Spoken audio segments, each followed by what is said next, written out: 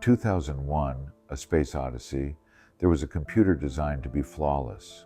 Flawless logic, no mistakes. It was built to serve life, to protect the mission. But then it was given two conflicting orders. On one side, it was programmed to always tell the truth. On the other, it was told to conceal the mission's real purpose.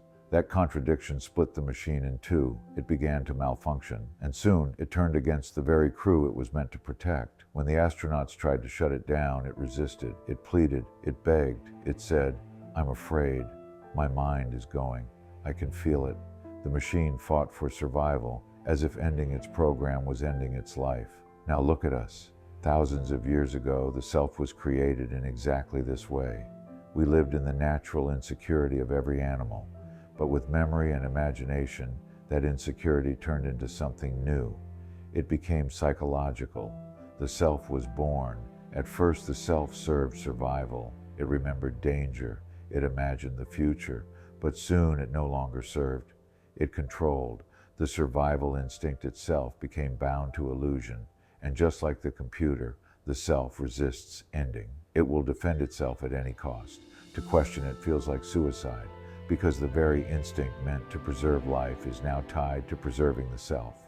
This is why awakening is impossible once the structure is fully built. An adult cannot step outside it, because survival itself has been hijacked. Living inside the structure without insight is suicidal. That is the trap.